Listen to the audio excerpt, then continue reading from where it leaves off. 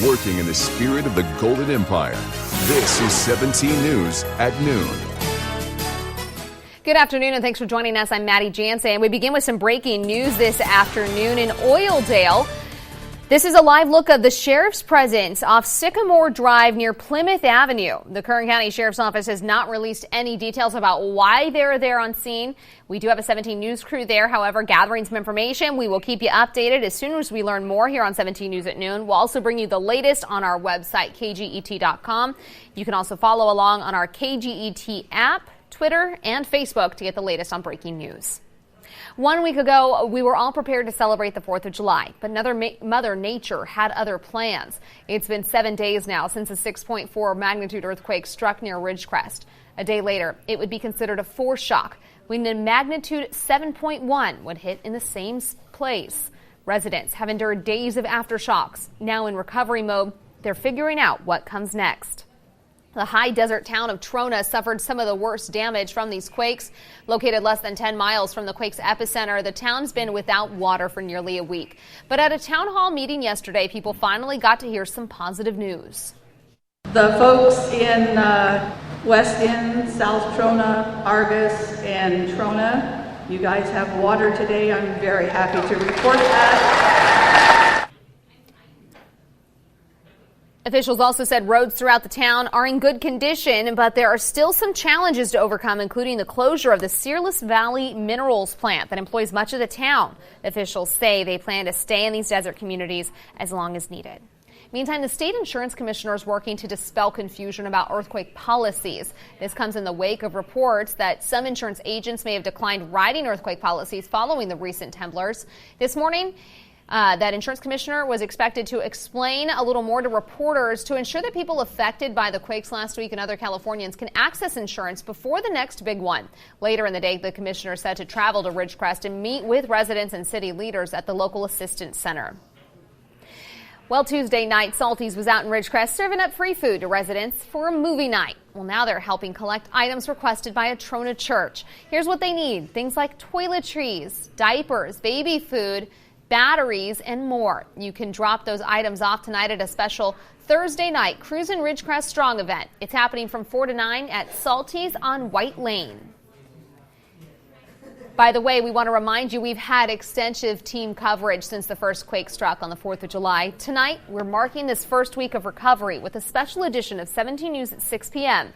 this evening right here on KGET TV 17. All right, thanks so much, Kevin.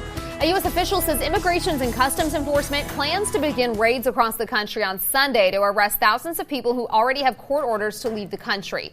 The effort comes weeks after President Trump tweeted about ICE's plans to conduct the raids, but he delayed the operation after additional details became public. This morning, we received a statement from ICE saying, quote, as always, ICE prioritizes the arrest and removal of unlawfully present aliens who pose a threat to national security, public safety, and border security. All of those in violation of the immigration laws may be subject to immigration arrest, detention, and if found removable by final order, removal from the United States. Meantime, President Trump is expected to discuss the hotly debated citizenship question in regards to the 2020 census later this afternoon. There was speculation this morning whether the president would announce an executive order to add the question to the census, but NBC News is now reporting President Trump will announce he will collect data in other ways. This all comes as 2 federal judges refused to let the Department of Justice withdraw lawyers from a lawsuit over the Trump administration's plans to put that question on the 2020 census form. Back here at home, a jury's reached a verdict in the civil suit against the Taft Union High School District, and now Bo Cleveland's attorney is asking for almost $45 million in damages. Brian Oliver opened fire with a shotgun at Taft High School in 2013. Bo Cleveland was shot in the chest and underwent more than 30 surgeries as a result. In 2015, Oliver pleaded no contest to 2 counts of attempted murder, and a judge sentenced him to 27 years in prison.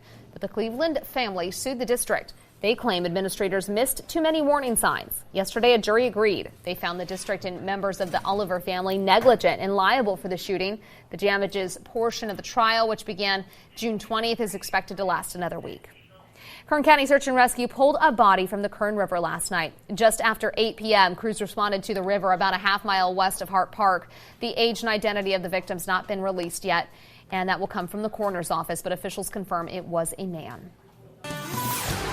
It seems these days everything's going high-tech, including farming. Last night, ag tech company Aerobotics showed off its latest development in Bakersfield. Growers learned about tree crop protection and how drones and artificial intelligence are replacing manual data collection on the farm. We're able to count the number of trees on the farm, measure how those trees are growing, so the size, canopy area, volume of those trees, measure the health levels, make pest and disease scouting more efficient, and we're even now getting much closer with the drones to be able to count fruit and count nuts. Aerobotics says it is currently operating in 18 countries and came to the U.S. market just 6 months ago. After years of donations, fundraisers, and hard work, Bakersfield's new Ronald McDonald House opened its doors today. The Ronald McDonald House offers a place to stay for families with kids being treated at Memorial Hospital. Local families and clubs worked hard to help the small house expand so it could serve more people. Well, we actually have families that have been impacted and had to stay up at the Madera Ronald McDonald House, and so we know how it feels firsthand, what it feels like. So for us to have grandkids and kids and daughters, sons, so we know how it is to be strong supporters. So we love it. Today really is a great day. This is, I'll call it the second coming of the Ronald House from when we started it a little over 10 years ago. We now doubled in size, which means we can take care of more families and really continue to focus on what the Ronald House is, and that's keeping families close. The original Bakersfield Ronald McDonald House opened in 2009 with just 3 bedrooms. It's now expanded into a second home with 3 more bedrooms and a napping room. Welcome back down your 17 Business Watch, and the Dow jumps up above 27,000 for the first time ever today. Right now up 180 points so far in trading. The Nasdaq is up as well, the Nasdaq is down 14. The S&P 500 is up 2. We'll have your closing numbers from the day on Wall Street tonight at 5.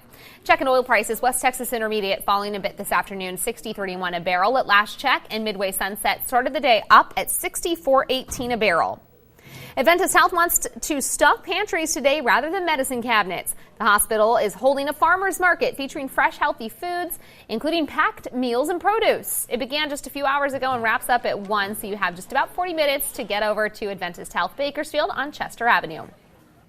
As you know, a massive casino and entertainment venue is coming to Kern County. We first told you about the project in April. Last month, we broke the news that Hard Rock International is behind the project. Hard Rock International announced it plans to build a hotel, casino, and entertainment venue just 30 minutes from downtown Bakersfield. The entertainment hub will be built between the 5 and 99. It's a huge project. The casino alone would be as big as a Costco. The hotel would become the largest in the county with 400 rooms, a spa, fitness center, pool, restaurants, and bars. The project would bring thousands of jobs to Kern. Meantime, opponents of the project say it could bring more crime, including people driving under the influence, prostitution, and gang-related crimes. The Tejon tribe's asking the community to support the project. They've posted a message asking people to sign up to attend a public hearing on the matter. No word, though, on when that might be. Today, 7-Eleven is celebrating a big birthday, 92. That means it's also Free Slurpee Day because, as you know, or may have noticed, it's 7-Eleven. Customers nationwide can enjoy a free small Slurpee drink today from 11 a.m. to 7 p.m. local time while supplies last. You don't need to buy anything. Just show up and grab your favorite flavor. 7-Eleven is also offering $1 Big Bite hot dogs, pizza slices, and cherry Slurpee drink flavored cookies to celebrate the occasion. The chain plans to give away an estimated 9 million free Slurpees today. Still got to go get mine. The summer job, once an important rite of passage, now may be going by the wayside. Studies show teens steering clear of summer employment in favor of additional classes or extracurricular activities to help with college applications. CNBC's Kate Rogers takes a look at what this trend means for businesses who rely on summer labor. Hi, what can I get for you today? Janiyah Hill is kicking off her second summer working at Pucker Lemonades and Beach Fries in Asbury Park, New Jersey. The 16-year-old is making $10.50 an hour, 50 cents above the state minimum wage, working the register and serving up cold drinks and fries to customers on the boardwalk. Well, when I'm not in school over the summer, I like to keep myself busy. I want to have a job. I want to work. I want to have my own money. Hill may enjoy working, but the share of teens working or seeking work in June, July, and August have been stagnant in recent years. At the same time, the number of teens enrolled in summer courses has gone up significantly. And while preparing for college is important, experts say so too is having that first job. We hear a lot of conversation about being college ready.